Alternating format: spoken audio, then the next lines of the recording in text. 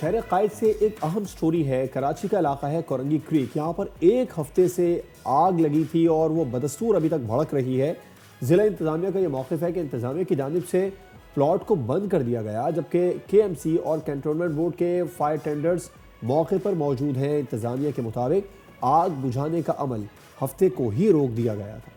इस वक्त वहाँ क्या सूरत हाल है जानने के लिए हमारे साथ इस वक्त मौजूद हैं डॉक्टर सदफ और जियोलॉजिस्ट हैं वो, उनसे ज़रा पूछते हैं। Welcome to the show. उम्मीद करती हूँ आप खैरियत से होंगी डॉक्टर सदफ। वक्त देने का बहुत बहुत शुक्रिया। थोड़ा सा इसके ऊपर हम चाहेंगे आप रोशनी डालें कि एक आग जो अचानक से भड़क उठती है और जिसका कुछ नहीं समझ आ रहा कि बेसिकली हुआ क्या है, तो एज अ जियोलॉजिस्ट आप क्या कहेंगी कि ये आग क्यों इस तरह से सडनली अपीयर हो गई आउट ऑफ नोवेयर? जी, इसके 2-3 रीज़न हो सकते हैं जो हमारे पास मीथेन जनरेशन के। एक हमारे पास इसका जो रीज़न होता है वो बायोजेनिक होता है, जिसमें ऑर्गेनिक मैटर का डिके होता है और वहाँ से जो है और बायोजेनिक गैस जनरेट होती है। और दूसरा रीज़न ये भी हो सकता है क्योंकि ये लोग वाटर वेल ड्रिल कर रहे थे, तो बाज़ दफ़ा जो डीपर वेल होते हैं तो वो एक्वीफर्स के साथ जो है एक प्रोसेस होता है मिथेनोजेनेसिस का, जिसमें रिड्यूसिंग कंडीशन में मीथेन जनरेट होती है। तो बाज़ दफ़ा एक्वीफर के साथ भी आपको मीथेन मिल जाती है। और इसके अलावा जो तीसरा रिज़र्व होता है वो हमारा ऑयल एंड गैस के साथ होता है। उसके बनने का प्रोसेस बिल्कुल अलग होता है, लेकिन होती वो मीथेन है। तो एग्जैक्टली हमें नहीं पता, जाहिर सी बात हमारे पास डेटा नहीं है एग्जैक्ट ये गैस कहाँ से आ रही बायोजेनिक, लेकिन मोस्ट प्रोबेबली ये लग रहा है कि इसका ओरिजिन जो है वो बायोजेनिक है। लेकिन एक बात तो बिल्कुल क्लियर कर दी गई है महकमा सुई गैस की जानिब से कि उनकी किसी किस्म की कोई लाइन उस इलाके में नहीं है। दूसरा ये कि हम देख रहे हैं कि आग के साथ पानी है या गालिबन ऑयल है, क्या चीज़ है ऐसी डॉक्टर साहिबा जो भड़कती हुई नज़र आ रही है? ये मीथेन गैस ही है क्योंकि वो बहुत वॉलेटाइल गैस होती है मोस्टली, और वाटर के साथ भी होती है। बाज़ दफ़ा ये होता है कि वाटर के साथ वो मिक्स हुई होती है, तो वो वाटर भी आ रहा होता है और वाटर के साथ साथ जो मीथेन गैस है वो भी आ रही होती है। तो वो वाटर के साथ मिक्सअप हुई होती है, जिससे हम कहते हैं कि पानी में आग लगी हुई। तो एग्जैक्टली होता ये है कि वो इटसेल्फ वाटर के अंदर मिक्सअप हुई होती है, जिसकी वजह से वो हमें लगता है कोई फ्लूइड भी उसके साथ आ रहा है। तो ऑयल के ऐसा कोई सोर्स नजर नहीं आ रहा है कि गैस का सीपेज पॉसिबल होता है। बहुत सारे एरियाज में ऐसा होता है गैस सीपेज, तो ये गैस सीपेज है। ये अब एग्जैक्टली ये हमें डेटा से पता चला जाएगा कि ये गैस सीपेज किस चीज़ का है। अच्छा, ये जी क्या जी जो लोकलाइज जो बहुत कम क्वांटिटी में होती है जी जी उसकी है या फिर ओके। डॉक्टर सदफ अभी आपने एक लफ्ज़ का इस्तेमाल किया बायोजेनिक, थोड़ा सा इसको डिफाइन कीजिएगा। ये बायोजेनिक क्या टर्मिनोलॉजी है? देखिए, बायोजेनिक टर्मिनोलॉजी ये होती है, देखिए जो गैसेस मीथेन गैस जो जनरेट होती है वो दो तरह से होती है। एक हमारे पास ऑयल एंड गैस का पूरा सिस्टम होता है, वो पूरा पेट्रोलियम सिस्टम होता है जो कि काफ़ी डेप्थ में जाके गैस वो जनरेट कर, उसमें सोर्स रॉक होती है, रिजर्वायर होती है, वो पूरा एक पेट्रोलियम सिस्टम उसे कहा जाता है, जिसमें बड़े हमें गैस के रिजर्व्स मिलते हैं। जिस तरह हमें सुई गैस है या और जो बड़ी गैस फील्ड्स होती है वहाँ पे यूजली जो हमें गैस मिलती है वो थर्मोजेनिक प्रोसेस से मिलती है। जो बायोजेनिक प्रोसेस होता है उसमें कुछ बैक्टीरियाज होते हैं जो ऑर्गेनिक मैटर को आहिस्ता आहिस्ता तोड़ते हैं, जो उसका एज अ फूड यूज करते हैं। तो ऑर्गेनिक मैटर को जब एज अ फूड यूज करते हैं तो वो गैस जनरेट होती है, वो बायोजेनिक होती है। तो यूजली उसकी क्वांटिटी कम होती है, वो बहुत ज्यादा उसकी क्वांटिटी नहीं होती, उसमें कोई पेट्रोलियम सिस्टम का होना जरूरी नहीं है। कुछ एरियाज ऐसे हो सकते हैं, बाद दफा उसकी क्वांटिटी इतनी हो सकती है कि आप उसको कमर्शियली यूज कर सकते हैं, लेकिन यूजली होता ये है पाकिस्तान में भी कुछ जगहों पे अगर मिलती है तो उसकी इतनी कम क्वांटिटी होती है कि आप उसको कमर्शियली यूज नहीं कर नहीं सकते, कर मीन्स कि आप वहाँ पे सकते रिग वगैरह नहीं लगा जी। सकते। अच्छा, तो वैसे ये doctor biogenic Sadaf, basically organic okay matter. Doctor ji Sadaf, वैसे क्या दुनिया में और भी कहीं ऐसे वाक़यात रोनुमा होते रहते हैं कि अचानक से आग भड़क उठे, हफ्ता हफ्ता 10-10 दिन वो आग भड़क रही है और हमें पता ही नहीं है कि रीज़न क्या है कि आग भड़कने का? क्या पाकिस्तान के अलावा कभी जी आपने ऐसा सुना है? आप तो पढ़ाती हैं, आप तो you ji are in this field, तो आपको तो ये बात बहुत अच्छे से पता होगी। क्या आप हमें बताएंगी? जी जी, ये अराउंड दी वर्ल्ड जो है वो दुनिया में बहुत सी जगहों पे ऐसा है कि गैस का सीपेज होता है और ऑयल का भी सीपेज होता है। पाकिस्तान में भी ऑयल का है, कुंदल में अगर आप देखें सॉल्ट रेंज में पाकिस्तान में, तो वहाँ पे डायरेक्ट आपको ऑयल का सीपेज भी मिल रहा है, बिल्कुल इस तरह सरफेस पे भी आपको ऑयल मिल रहा होता है। तो सिर्फ गैस का सीपेज नहीं होता बल्कि ऑयल का होता है। ये कि जमीन में बहुत ज्यादा डेप्थ पे जाके जहाँ पे हमारे पास रिजर्वायर होता है वहां से उसके ऊपर एक सील रॉक होती है। अच्छा, सील रॉक में कहीं से फ्रैक्चर जब डेवलप होते हैं तो उन फ्रैक्चर के थ्रू आहिस्ता, चाहे वो गैस है चाहे वो ऑयल है, वो आहिस्ता से सीप करता है, वो ऊपर की तरफ मूव करता है। अच्छा, वो मूवमेंट जो है वो वर्टिकल भी हो सकती है और हॉरिजॉन्टल मूवमेंट भी हो सकती है, और वो सेवरल किलोमीटर्स भी हो सकती है। फॉर एग्जाम्पल, अगर जिस तरह यहाँ पे कोरंगी में अगर ये गैस की सीपेज हो रही है तो हो सकता है अगर ये रिजर्वायर के साथ एसोसिएटेड तो हो सकता है बहुत किलोमीटर दूर कहीं ऑफशोर में किसी और जगह रिजर्वायर हो जहाँ से सील रॉक से फ्रैक्चर डेवलप हुआ और उस फ्रैक्चर के अलॉन्ग गैस मूव करते हुए तो ये तो ऐसा बहुत रेयर वाकया नहीं है, दुनिया में बहुत सी जगहों पे होता है, गैस सीपेज भी ऑयल सीपेज। बहुत सी जगहों पे होता है, बिल्कुल आपने दुरुस्त फरमाया डॉक्टर साहब। लेकिन अब इसके क्या प्रोटोकॉल होने चाहिए? कहा यह जा रहा था इब्तदाई तौर पर, माहिरीन यही कह रहे थे कि 2 4 6 दिन इंतज़ार करेंगे, अब तो 7वां दिन हो चुका है। मज़ीद कितना इंतज़ार किया जाएगा? और हम क्या समझें इसको कि क्या ये अगर कुदरती ज़खायर है तो ज़ाया हो रही गैस? नहीं देखिए, इसका ज़ाया होना इसको नहीं कहते, क्योंकि ये इतना ज़्यादा इसका प्रेशर नहीं है, इसका कम प्रेशर है, बहुत हाई प्रेशर नहीं है। और इसमें आप इसको वेस्टेज नहीं, लेकिन इसमें ये है कि इसमें मेरे ख्याल में डेटा इसका कलेक्ट करना चाहिए। और गैस क्रोमेटोग्राफी अगर आप करें तो वो बहुत सिंपल सा टेस्ट है, या आइसोटॉप डेटा के जरिए हम मालूम कर सकते हैं कि ये आपके पास ये बायोजेनिक है या थर्मोजेनिक।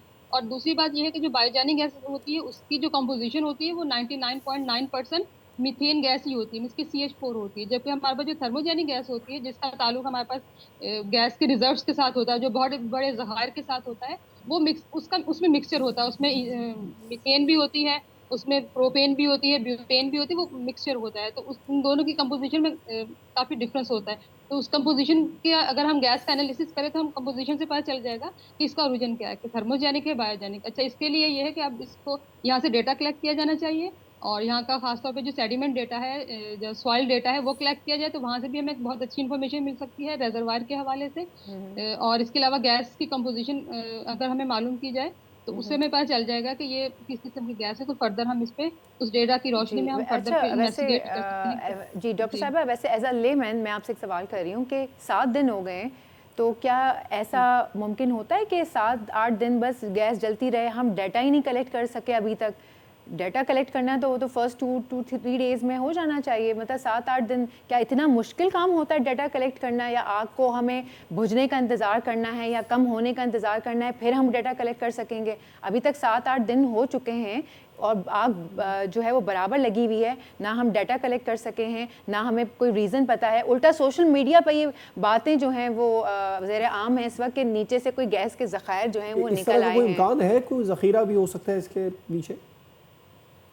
जी, इसका देखिए डेटा का बगैर हम नहीं कह सकते, तो डेटा कलेक्ट करना कोई ऐसा कुछ कोई मुश्किल नहीं है। एक पोर्टेबल इंस्ट्रूमेंट होता है, आप पोर्टेबल इंस्ट्रूमेंट ले जाके अब वहीं पे एट द स्पॉट भी आप वहाँ के गैस की कंपोजिशन मालूम कर सकते हैं। और BOP के जरिए आप इस जो है इसको कंट्रोल भी कर सकते हैं। आप वो लगा के तो ये गैस बुझ भी सकती है, और बुझाने के बाद फिर इसका जो फ्लो होता है वो आमतौर पर जो ड्रिलिंग कंपनीज होती है इसको कंट्रोल करती है, फिर वहाँ से आप सैंपल ले सकते हैं। सैंपल आग लेना कोई बुझाने इतना के लिए आग बुझाने, आपने कहा कि हुकूमत आग बुझा सकती है, तो क्यों नहीं बुझाई जा रही? कितना और इंतजार किया जाएगा और इसका तरीका कार क्या होगा आग बुझाने का? शुरू में तो बहुत कोशिश की गई देखिए ऑयल पानी वगैरह कंपनी से।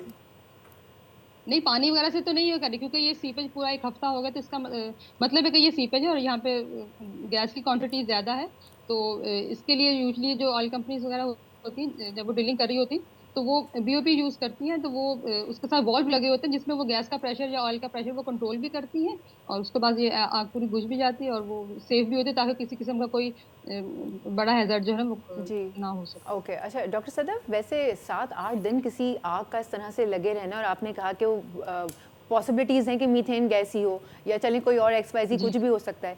एक आग जो इतना अरसे से लगी हुई है, 7 दिन काफ़ी दिन होते हैं, क्लाइमेट में एयर पॉल्यूशन कितनी हो गई होगी? आसपास के जो लोग हैं, जो रिहायशी हैं, या अब अगर ये 7 8 दिन मज़ीद बढ़ जाती है, अल्लाह ना करे कंट्रोल नहीं किया गया, तो पूरा कराची शहर ही एयर पॉल्यूशन का शिकार हो जाएगा। पता नहीं कौन सी गैस है, जहरीली गैस है, हमारे लंग्स पे कितना उसका बुरा इफेक्ट आएगा।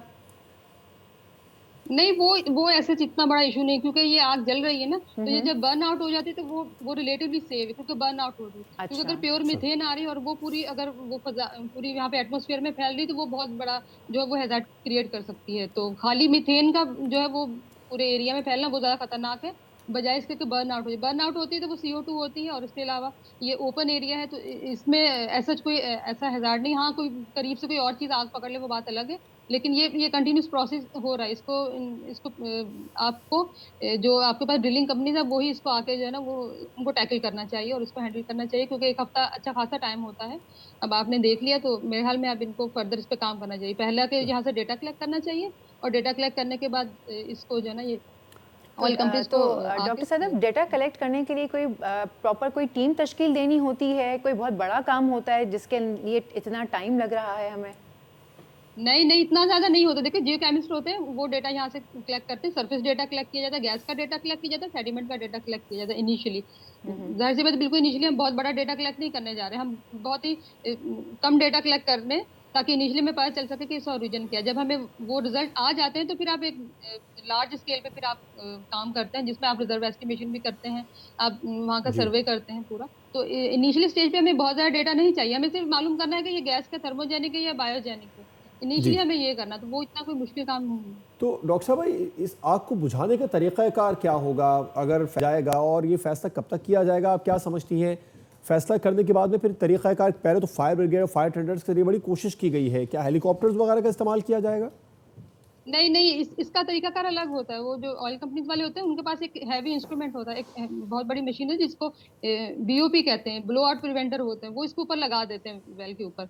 और वेल के ऊपर लगाने के बाद वो फ्लूइड को कंट्रोल भी करता है, और उसके बाद उसमें आग जो लगने से वो बचाता भी। तो मेरे ख्याल में ये जो बीओपी है वो यूज किया जा सकता है इसको आग बुझाने के लिए। ये फायर टेंडर से तो नहीं बजी, क्योंकि ये नीचे से सप्लाई आ रही है ना, कंटिन्यूसली सप्लाई आ रही है, तो आप इसको जितना भी बुझाएंगे तो सप्लाई तो वहां से खत्म नहीं हो रही है। हमें एग्जैक्ट सोर्स नहीं कही है कहाँ से सीप आउट होके आ रही है।